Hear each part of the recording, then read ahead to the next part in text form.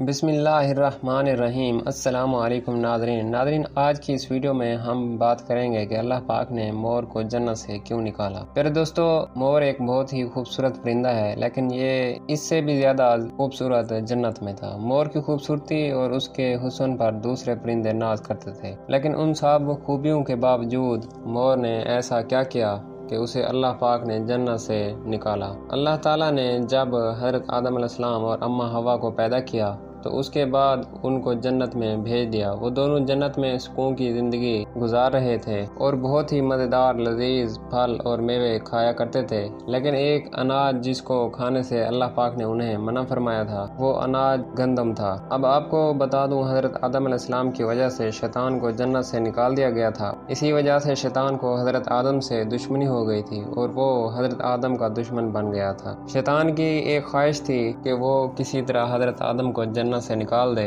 اور ساتھ میں اماں حوا بھی جنت سے نکل جائیں۔ جب شیطان کو یہ خبر ہوئی کہ حضرت آدم کو تمام میوے کھانے کی اجازت ہے، لیکن ایک اناج جو کہ گندم ہے اس کو کھانے کی اجازت نہیں ہے، تو شیطان نے سوچا کہ بدلہ لیا جائے۔ شیطان بدلے کی آگ دل میں لیے جنت کے دروازے کے پاس آیا اور بیٹھ گیا۔ وہ وہاں پر 300 سال تک وہاں بیٹھا رہا کہ کوئی جنت کے دروازے سے باہر آئے اور شیطان اس سے بات کر سکے۔ ایک دن اچانک مور جنت سے باہر آیا۔ شیطان نے اس کو دیکھا اور بہت خوش ہوا۔ شیطان نے اس مور سے پوچھا، اے خوبصورت پرندے، تم کون ہو؟ تو مور بولا، میں مور ہوں، تم اپنا تعارف کرواؤ۔ تو شیطان نے جھوٹ بولا کہ میں ایک فرشتہ ہوں اور اللہ پاک کی عبادت سے ایک پل بھی غافل نہیں ہوں۔ میں یہ چاہتا ہوں کہ میں بھی جنت میں جاؤں، وہاں کی نعمتوں کو اپنی آنکھوں سے دیکھوں۔ تو شیطان مور سے کہنے لگا کہ کیا تم مجھے جنت کے اندر لے جاؤ گے؟ میں اس کے بدلے میں تمہیں 3 ایسی باتیں بتاؤں گا کہ تمہیں ابدی زندگی حاصل ہو جائے گی، تمہیں بڑھاپا اور بیماری نہیں آئے گی، تم ہمیشہ کے لیے جنت میں ہی رہو گے۔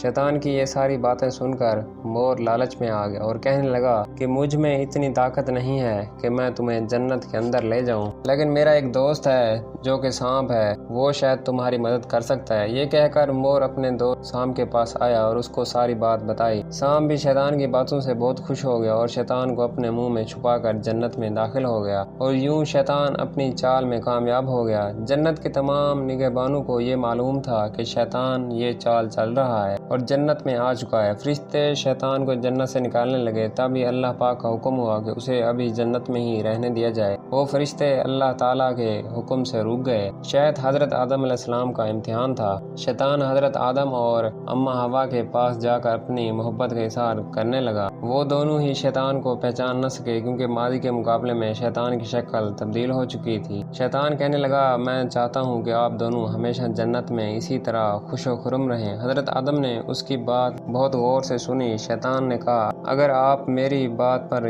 عمل کریں تو آپ کو جنت کی اور بھی سہولتیں ملیں گی۔ حضرت آدم شیطان کے بہکاوے میں آ گئے اور کہنے لگے، یہ کیسے ممکن ہے؟ تو شیطان کہنے لگا، ایک گندم کا دانہ اگر آپ دونوں کھا لیں تو آپ کو ابدی حیات حاصل ہو جائے گی اور آپ ہمیشہ کے لیے جنت میں ہی رہیں گے۔ یہ بات سن کر حضرت آدم کے دل میں رجحان پیدا ہوا، لیکن ان کے دل میں اللہ کی نافرمانی کا خوف غالب آ گیا۔ لیکن جب کہ اماں حوا شیطان کی باتوں میں آ گئی، جس پر اماں حوا نے حضرت آدم کو راضی کر لیا، پھر اس کے بعد ان دونوں نے گندم کے دانے کو چکھ لیا۔ جیسے ہی گندم کا دانہ ان کے اندر گیا، ان کے ستر واضح ہو گئے، جس کے بعد دونوں اپنے ستر چھپانے لگے اور خدا کے خوف سے کانپنے لگے۔ اس دوران اللہ تعالیٰ نے فرشتوں کو حکم دیا کہ حضرت آدم اور اماں حوا دونوں کو جنت سے نکال کر زمین پر اتار دو۔ حضرت آدم کو سری لنکا کے قریب اتارا گیا، جبکہ اماں حوا کو جدہ کی سرزمین پر اتارا گیا۔ جن خوبصورت پیروں سے